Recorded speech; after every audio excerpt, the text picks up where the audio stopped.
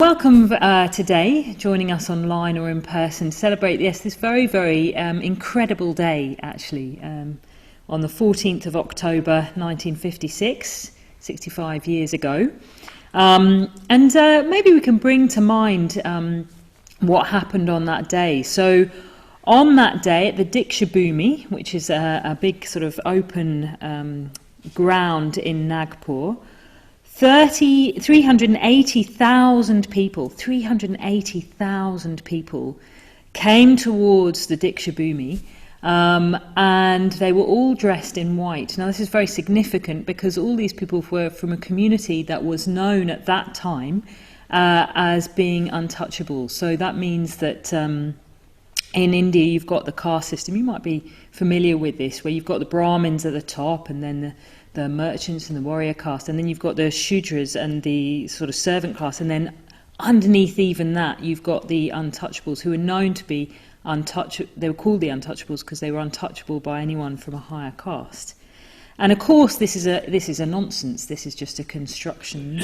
No human being is untouchable by any other human being unless you're living in COVID times when everyone's untouchable. But yes, this was a deeply unjust construction in society. So these people have been known as inferior. They've been oppressed for generations. And Dr. Ambedkar said, "Come in white," which shows, to wear white. To wear white in India, you've got to put a lot of effort in because it's a very dusty place. And these people, they all wore white to show, actually, it's a symbol of new birth. But it's also a symbol of uprightness and cleanliness, and just to show that, it must have been quite an incredible sight. Everyone wearing white, everyone coming towards the Diksha Bhumi, and some of them being travelling for days and days to get there. And the atmosphere apparently was one of incredible joy and victory and uplift, because today's the day where they were going to renounce that construct of untouchability and become Buddhists. And of course, according to Buddhism, everyone can gain enlightenment, no matter what gender you're from or what background you're from. Everyone can gain enlightenment, the kind of spiritual greatness, the peak of wisdom, compassion and energy. So they were all marching towards the Diksha Bhumi, singing songs like we've heard today. So thank you very much, Diksha, for that. Singing songs and in an atmosphere of great kind of liberation and joy. And for them, really, it was a culmination of a journey. It was a culmination of one journey of leaving behind the caste system, of leaving behind inequality and injustice, and a beginning of another journey, which was the beginning of the Buddhist life. And this culmination of the journey was started by Dr. Ambedkar, as we've heard from Sangha. So Dr. Ambedkar was born in 1891, as we've heard. He was born in this particular caste, let's call it the scheduled caste, or the Dalits. But because of his father's job in the British Army, he got an education. He was the first person from his community to finish high school, to matriculate from high school. He got a sponsorship from the Maharaja of Baroda to get further education in the US. So he got and in the UK. So he got an MA and PhD in economics in Columbia University, and an MH and PhD in economics at the London School of Economics. And he was called to the bar as a barrister at law at Gray's Inn in London. So this was an incredibly intelligent man. He was an incredibly intelligent man who also had a lot of support from his family, particularly his father. I think his father was obviously quite a character. He used to wake him up at 2 a.m. to start studying again. Can you imagine thinking of my nieces and nephews and the children and teenagers that I know, to wake them up at 2 a.m. to start studying again? But I think his father saw this young man was very, very intelligent and very driven. So there he was. He said at the time he was the most educated man in India. That was an incredible achievement, considering his background. When he was at school, he was asked to sit outside and listen to the lessons from the doorway. He wasn't allowed to eat with the other children. He wasn't allowed to put his food with the other children's food. He wasn't allowed to share their water. Just simple things like that make us all take part in society. He just had to sort of struggle with opposition at every single stage was a struggle. And he managed it. He got there. He was the most educated man in India. But there's this story when he went to work for the Maharaja of Baroda, really as a kind of gesture of gratitude for the support that he'd received from him. And he went to work for him, and it was just impossible. He couldn't find anywhere to stay. No boarding house would put him up. He had to pretend to be a Parsi to stay at the Parsi guest house. And then they all found out about it and said that they would literally riot unless he left. When he was in his offices, people wouldn't give him bits of paper. They would just throw it on the floor and expect him to pick it up. And they wouldn't communicate with him. Work requires us all to communicate with the teams that we work with, but there was just no real communication there. And he went back to the Maharaja of Baroda and said, look, I can't do it. I can't do it in these conditions. And the Maharaja of Baroda said, well, what can we do? Things won't change overnight. And at that point, Dr. Ambedkar, there's a bench, which I think really is a sort of place of pilgrimage in a sense, because he sat on that bench and he just wept. He just wept because he thought, I am the most educated man in India, and I can't even manage here. I could go to the US, he could have gone to the US, he could have gone to live in the UK and had a very successful career. But he said, how can I forget that this is the fate of most of the people in my community? And I can't live a life that ignores that. I can't live a life that ignores the suffering of others. And actually I really resonate with this because I had the same sort of experience when I was about 10 years old. And it was just a very simple thing. There was a terrible ferry disaster, I don't know if you remember it, which was the Zeebrugge disaster. And they left the doors of the ferry open and everyone died. And I remember standing in my pyjamas thinking, well, it's all right for me because I don't know anyone on that ferry, and my dad was calling me for breakfast. So I'll just go and get my breakfast and I'll carry on with my life. But there's those people affected and they can't carry on with their lives. Like nothing will be the same for those families from today. And I remember thinking at the time, I cannot live a life that ignores the suffering of others. And I think, that was that small little 10-year-old's realisation. I remember standing in front of the TV and weeping, and my father couldn't quite understand the strength of response that I had. But that was just a little inkling of what Dr. Ambedkar had as he wept on that bench in Baroda, thinking, whatever I do with my life, I'm not going to ignore the suffering of others. If this is what I'm experiencing, what are the people in my community experiencing? And it wasn't just them. He thought about the inequality in all society. And his central question from that point on was, how can I remove inequality in society? In India, yes, in terms of the caste system, but also in all society. How can we rid the world of inequality? And inequality, he meant something quite specific by that. Sometimes he actually called it inequity. Because inequality is when a person's social background determines their opportunities in life. So, his most pressing concern was caste, which determines the education that you receive, your access to spiritual teachings and practices. So people from the scheduled caste at that time weren't allowed in temples. It's very, very difficult to get an education. They didn't have access to financial resources like getting loans and things like that. It determines who you marry, where you eat and drink. Not so long ago, someone from that community was killed for eating at a high caste wedding.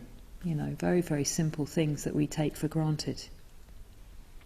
It determines where you live, what you do for work. Traditionally in that society, you just maintain your parents' possessions, and there was no opportunity to do anything differently.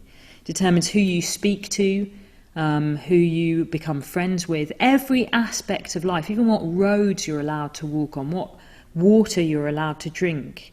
So that's what he said is that Indian society is a system of graded inequality. It kind of runs through everything, this inequality in life. And so how can we rid the society of that kind of inequality? But we can also see shades of it in all societies. In all societies, there are some people who are born with less access to education and to spiritual opportunities and other opportunities in life. So that's inequality that he wanted to remove in society. But he said, you could gain equality in all society, but not everyone's going to make use of opportunities in the same way. But he said if you don't have equal opportunity as a starting point, selection will be based on selection of the privileged rather than selection of the able. So he said, yes, okay, you might use your opportunities different in life, but we need the same starting point. So that was his central question. And he tried all sorts of social and political action. And indeed, he drafted the Constitution of India, which was, he said, based on Buddhist principles. So he got there. He was the first law minister of the newly independent India. And he tried everything. And then he tried one more thing, which is he tried to put through something called the Hindu Code Bill, which really outlawed the most sort of terrible injustices in society, particularly to do with women and caste and family life. Some of the really kind of horrific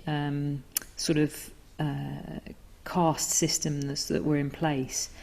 And it wasn't passed by Parliament. They weren't prepared to make those kind of changes.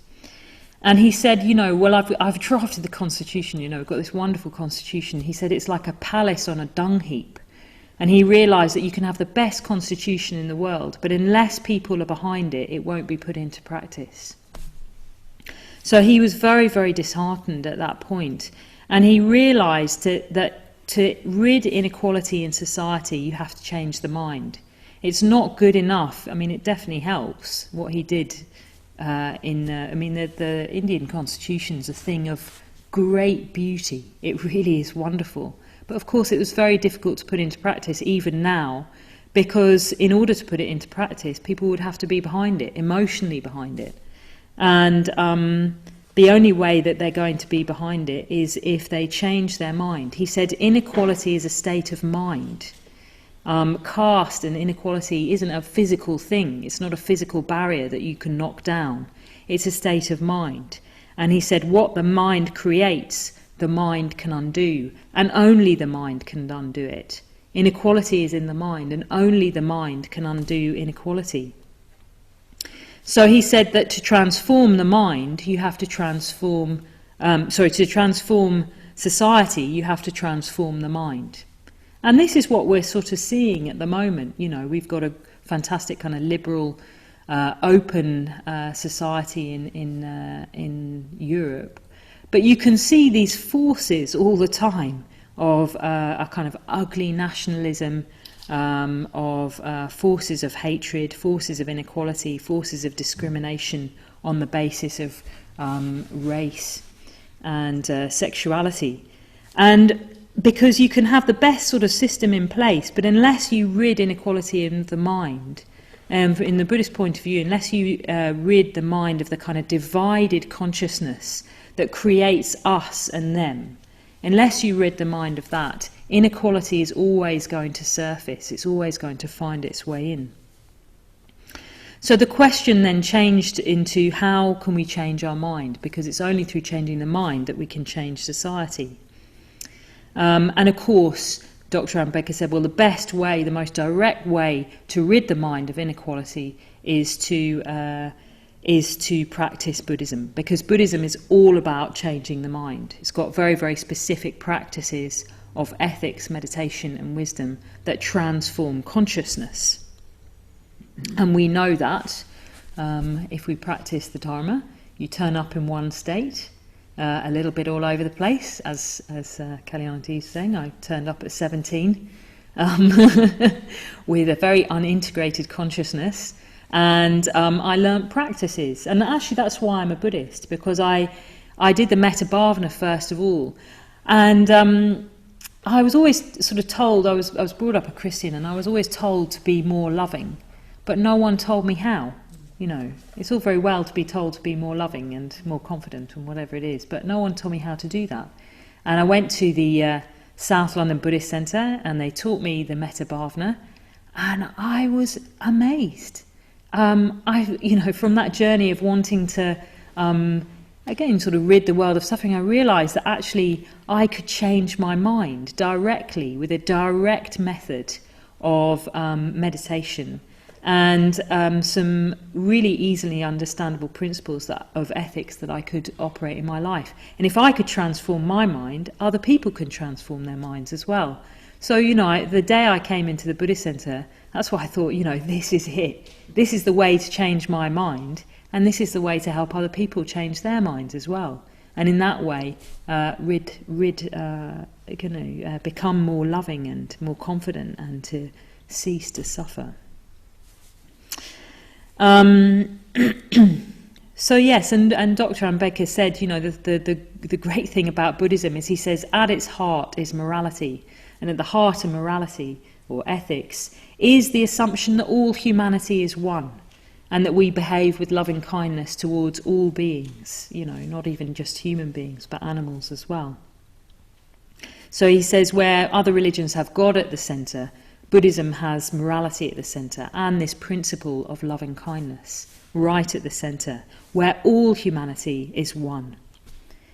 So, this was his journey towards the conversion to Buddhism with 380,000 of his followers. It was a new society in the making, these 380,000 people. This is what I think about it. What an incredible atmosphere. A new society in the making, based on the principles of ethics, transformation of mind, loving kindness, and all humanity being one. And you can really see that in India. When I last went to celebrate this day at the Diksha Bhumi, there was 2 million people. Can you imagine that? 2 million people. And they've celebrated it obviously every year since. There's never been anyone die of a stampede of 2 million people, which is quite incredible when you know India and how many people die just by being squashed in large numbers of people. But there's never been that. The police have never been called. And when I went there, I stayed till very late in the night. I was really overcome. Partly they have really good snacks, and they also have little bands, singing songs about Dr. Ambedkar. And the most the busiest stalls, that's what I found so moving, the busiest stalls were the older students who were giving help and advice to younger students about their essays and career plans. And I thought, wow, this is incredible. And I also saw something which I haven't really seen much in India, which is that young men and young women dancing together to sort of dance music. And normally when that happens, there's a bit of an edgy atmosphere and maybe a bit of what they call Eve teasing. So I tend to avoid the young men dancing to dance music on big sound systems. But I made this point to someone. I said, "Oh, let's steer around that." And he said, "Why?" And I said, "Well, it's kind of it's a bit. Usually some people are a bit drunk or something when that happens." He was like, "No one's drunk," and he said, no woman will have any trouble at the Diksha Bhumi ever, because if they did, the whole crowd would set upon them. We've had enough of that kind of behaviour. We operate by Buddhist principles here. So there was an atmosphere of freedom and rejoicing very, very late at night with the most busiest stalls being about actually how to help people study. So and I thought, yes, this is a new society. It's a new society in the making, sort of based on Buddhist principles and respect for one another. So that's one way of looking at this journey, that if we're going to transform society, we have to transform the mind of each individual. But I've started to think about it a little bit differently. I've started to think that actually maybe that narrative about the journey is limited and possibly wrong, because it misses out something. It misses out what's really the point of it all. What's really the point of the transformation of society? Is that the end? So say you make a moral and ethical society based on Buddhist principles. Is that what we're aiming for? I was re-listening to a very, very important talk of Sangha's, which is Buddhism, World Peace and Nuclear War, which is actually, it's much broader than nuclear war. That was the kind of central issue that Sangha was addressing at the time. But actually it's really about any kind of social problem. And in it he says, even if we have a transformed society, a good, upright society, a non-violent society, free of violence, free of inequality, it doesn't solve the problem of death. You're still going to have the same problem, which is we're all going to die. Even if you rid the society of violence, you won't stop yourself from dying. And I think what Sangha is really pointing out here is that from the Buddhist point of view, there's various levels of suffering, and one of the levels of suffering is what's called existential dukkha, or samskara dukkha, which is the suffering, or dukkha, of formations, which means that there's the suffering of always kind of creating yourself and being on a kind of relentless path of what we call the wheel of life, where you do the same things again and again and again. You're always forming the same sort of reality for yourself and for others. That you go round and round the wheel, and okay, there's death, and then there's birth again, and then there's creating one's life.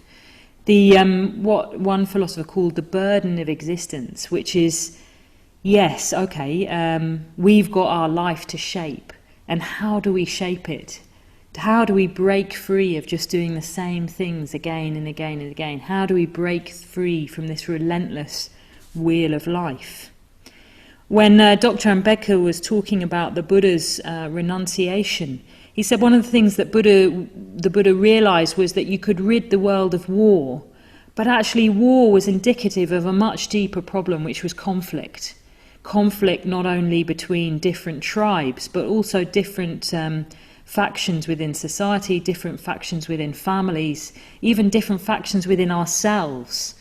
Yes, you can rid the world of war, but can you really rid the world of conflict? Can you really rid the world of this deep sense that without liberation it's not enough? It's not enough to just keep doing the same things again and again and again and again. So yes, you can have a transformed society, you can have the best society you can possibly imagine, and it's still not enough because it's not liberation from the wheel of life. So Dr. Ambedkar said that the purpose of transforming society is not just to fatten us all up so that we are no better than pigs, which is quite a strong way to put it. I quite like pigs, but I really wouldn't want to be one. And I think what he was saying is it's not just like, okay, great, so we rid the world of the graded inequality of the caste system, and everyone becomes basically middle class. That's not really what we're aiming for here. He said an interesting point about Buddhism as well. He said that Buddhism is not based on speculation or theories, but about life itself. And of course, Dr. Ambedkar had a very, very religious view of life, religious in the best sense of the word. He said really the purpose of religion and the purpose of life is to achieve spiritual liberation, is to achieve limitless wisdom and limitless compassion. That's the real purpose of life. So yes, Buddhism is about, it's not about speculations or theories about reality. It's about life itself and the potentiality of life. So really there's another journey to the Dikshubhumi. Yes, there's Dr. Ambedkar's political career and career of social activism that led him to the Dikshubhumi. But there's also a kind of esoteric journey to the Dikshubhumi of Dr. Ambedkar, which you can get a flavour of it through writings. I think there's a lot of writings we don't have in English. So, in research that I've been doing, I'm reliant on English translations of his life. But some of those, there's some accounts of his close friends where you get more of a sense of the man himself and not just his teachings. And certain things that Dr. Ambedkar said about himself. And he said, that his interest in Buddhism started very young, when he was given a book of the life of the Buddha when he passed an exam. And he said that in those early days that he came across a sculpture of the Buddha which fascinated him. So he had the life of the Buddha, and he had this sculpture of the Buddha which fascinated him and really had a big force in the rest of his life. He said it started off a lifelong interest in Buddhism for him. And he said, whatever good things I have in me, or whatever have been the benefits of my education to society, I owe them to the religious feelings in me. So there's this deep sort of sense of religious feeling in Dr. Ambedkar that you can really see when he starts to explain about the Buddha Dhamma. He wrote a book, in fact, called The Buddha and His Dharma. And you can see his sort of real feel for Buddhism. It's not just an intellectual understanding of Buddhism, that Buddhism is going to help society. There's a real feel for what Buddhism really represents. And he could see that the individual can be liberated, that consciousness can be transformed into wisdom and compassion. And of course this reminds us of the Buddha's enlightenment experience itself, or one of the Buddha's enlightenment experiences. When the Buddha wasn't enlightened, when the Buddha was enlightened, it wasn't just like a kind of flash, like 1 minute I'm not enlightened and now I am enlightened. It unfolded over several weeks as he was sitting under the Bodhi tree. And one of the visions that he had was a vision of lotuses, that he saw all beings like lotuses emerging from the mud of existence. And he saw that all beings were in a process of growth, in a process of transformation, and that all beings could open under the sunlight. All beings could fully transform, leave the mud behind, reach that kind of limitless wisdom and compassion. And when the Buddha saw this, it said he actually shook. He shook with a resonance towards all beings. So this is the purpose of a transformation of society, a vision of the possibility of a transformed consciousness that's latent within every human being. It's a different vision. It's a different vision of what society's for and what's possible in society. It's a vision of transcendence of ordinary consciousness, a vision of what we could become rather than just a better society. And of course, a transformed society means, a society itself can't be enlightened. A society itself can't just have transformed consciousness as a society, but people can.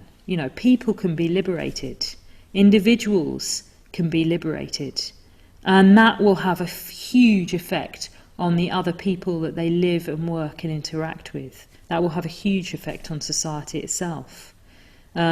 Even when we're not enlightened, we can still have a huge effect on our society around us. So the central question becomes not how can we transform society by transforming the mind, but how can we help each individual reach their spiritual potential of wisdom and compassion.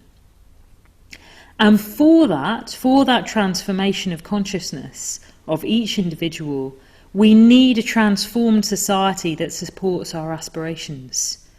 We need a society that's not divided but encouraging to all beings. There's a great bit in the Vimlakirti Nadesha where he says that, Buddha land is not an abstract notion. Society isn't an abstract notion. It's made up of living beings. And the purpose of Buddhism is to what he calls ripen all living beings into liberation. And to do that, we need a society that supports that aspiration. So Dr. Ambedkar talked about that as as needing metta, a maitri, loving kindness, a society that supports maitri and free-flowing communication. He said, although society is necessary for the individual, mere social welfare cannot be the ultimate goal of religion. According to me, individual development should be the real aim of religion. The basic idea underlying a religion is to create an atmosphere for the spiritual development of an individual. So the basic idea underlying a religion is to create an atmosphere for the spiritual development of the individual. So what is the atmosphere we need to create for the spiritual development of the individual?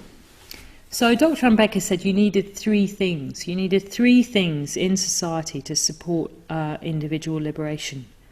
And the first is liberty. Liberty to create your own decisions, to make your own decisions in life, and to follow the path of your heart, to decide what you want to do and be able to follow that through.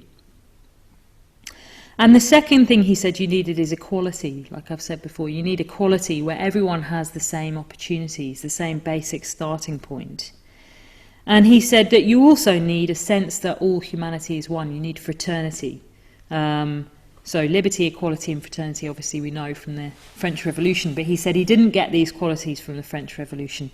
He got them from my master, the Buddha. And he said all of these qualities interact to support each other. If you just have equality without liberty, then no one will be able to follow their kind of dreams. No one will be able to follow their individual potential. But if you have liberty without equality, then society will just separate out into inequality with, some people. It's sort of what we see in the West, really. The sort of meritocracy isn't really a meritocracy. In the end, some people end up having more opportunities than others, and you get this increasing inequality in society, economic inequality. But he said underlying both liberty and equality is metta, is loving kindness, is this sense that all beings are part of the same humanity, which is a vision. It's more in line with the Buddhist vision. That we need to relate to each other in terms of our spiritual potential, not in terms of what family we're born into, or what class or caste we're from, or what race we belong to, or what our sexuality is. We need to relate to each other in terms of the fact that we can all be liberated. And Dr. Ambedkar had a kind of retelling of the Buddha's. There's a very famous incident of the Buddha's reticence to teach. So the Buddha gained enlightenment and thought, well, how can I communicate this? No one's going to understand. No one's going to understand. And that's when he had this vision of lotuses. And he realized that if he was going to help spread liberation and his understanding to help people be liberated themselves, that asceticism is useless. And Dr. Ambedkar says it's because it's a vain attempt to escape the world. He said there's no escape from the world, even for an ascetic. And Dr. Ambedkar said the Buddha realized that what is necessary is not an escape from the world. What is necessary is to change the world to make it better. So the Buddha got up and he walked, which is very, very unusual. He didn't just sit there, as Dr. Ambedkar said, with folded hands, waiting for people to come to him and receive teachings from him. He got up and walked.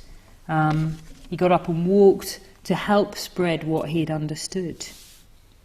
And why did he do that? He did that because he saw the potential of all living beings. He saw that there were some beings who had little dust in their eyes, who'd be lost through not hearing the Dharma. So the Buddha and the Dharma, the Buddha Dharma is a way to help people, a method of transformation to help individuals' consciousness to be liberated. And the Sangha was there to help create a society, a new society that encourages liberation, that treats everyone the same, that gives everyone the means to liberation.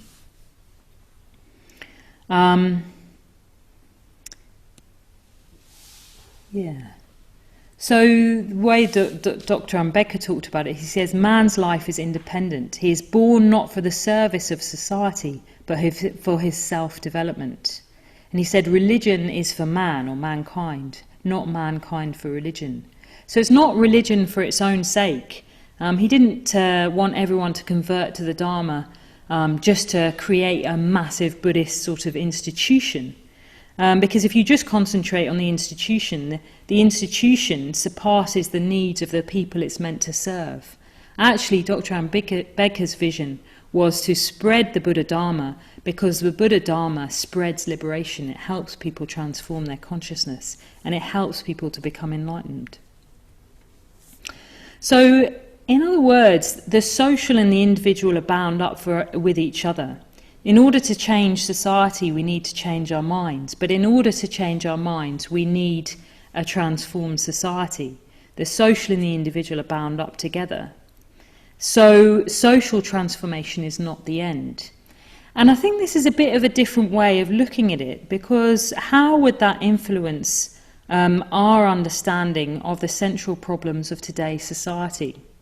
So say you take something like climate change. How can we prevent catastrophic climate change? You know, that's one of the main questions at the moment. How can we prevent catastrophic climate change? From one point of view, you could say, well, in order to prevent catastrophic climate change, we need to change the minds of beings. We need to rid human beings of craving, because craving, this kind of relentless consumerism, this relentless desire to have more and more and more, is completely destroying the environment. So as Buddhists, this is the usual answer, is in order to prevent catastrophic climate change, we need to change the minds of people so that we get off this kind of treadmill of wanting more and more and more. That's the usual kind of Buddhist dialogue about it. But in a way, is that really enough? You know, what if is that really what the whole purpose of preventing catastrophic climate change is? Because in some ways, actually, the Earth would be better off without human beings. Human beings are pretty much parasites on the whole of nature. I suspect if we all disappeared off the planet, nature would recover itself very quickly and would be better off without us, quite frankly. You know, or if we didn't manage to all kill ourselves, and if we actually managed to just prevent catastrophic climate change and create a better world, what if we managed to do that? What would that actually create? Would it just be like a kind of paradise? What would be the kind of point of it? Because in a way, what you'd find is that the problems would recreate themselves again and again and again. But what if we reframed the question? So instead of like, okay, well, we change people's minds, we try and help them work with their own craving and encourage contentment, and then we solve climate change, catastrophic climate change. Instead of that, what if we reframed the question and said, how can we create a world that encourages liberation? And of course, the world that encourages liberation is a world where we respect each other, and a world where we respect nature and live in harmony with nature, and see humanity and nature as part of conditioned arising that work with each other.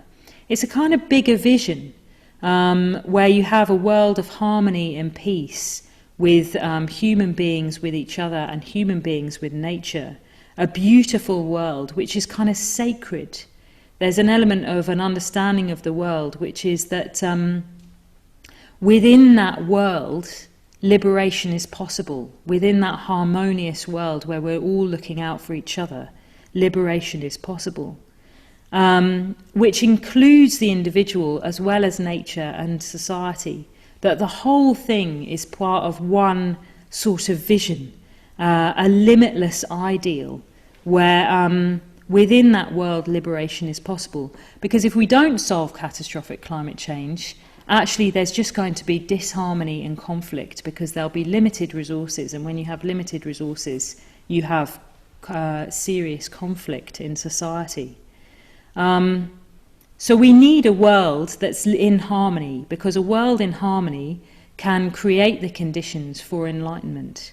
And I think that's a slightly bigger vision than just transforming the environment.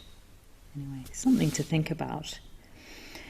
Because, of course, the conversions itself were not the end. It wasn't at the end that you just become a Buddhist.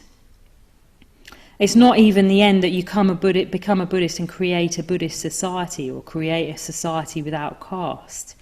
The conversions were a start of another journey, which is the journey towards enlightenment itself. And this is what's still ongoing, this journey towards enlightenment, the journey from the Diksha Bhumi. And I remember, I think one of the most moving things I've ever seen in India was I was at the Mahabodhi Temple, which is where the Bodhi tree is, which is the central place of pilgrimage. It's where the Buddha gained enlightenment. And it's a very, very busy place. It's a very, very... you'd think it would be really peaceful and calm. And it's really, really one of the noisiest places I've ever been to. And there's loads of people bustling around, people from all over the world, going around in circumambulation around the Bodhi tree in the Mahabodhi Temple. So, you know, it's a bit of a thing. And to get in there, you know, there was a bomb scare. So now when you get in there, you have to be searched. You've got to put your bag through the... It's like being in an airport. You've got to put the bag through the scanner. It's all a bit of an effort to get there. Anyway, so I was kind of a little bit hassled. I'd got to the Bodhi tree, and I thought I'll sit under the Bodhi tree. And then I noticed that in front of me was a young man, and he was quite simply dressed, and there was something coming off him which was really, really quite extraordinary. It was really quite extraordinary because I could feel his meditation. It's only a few times in my life where I've really, really been able to feel someone else's meditation. And I was absolutely intrigued, because I thought, who is this young man? He's only probably about 18. And he was sitting there very, very still, very poised, very upright. And obviously something quite deep and quite pure was happening. That's what it felt like. It felt like sitting beside some sort of very pure, slightly angelic being. And so I sat behind him, and he'd been there before me. I sat for about an hour. He was still sitting after I'd finished meditating. And I just waited for him to see who he was. And when he got up, he had round his neck this little label that showed he was on the Mitra Convention, which was happening at the same time. So there was a big retreat for people in our community who've decided to make a commitment to Buddhism and become Mitras. And he was part of that Mitra Convention. There was about 1,000 people there on that retreat.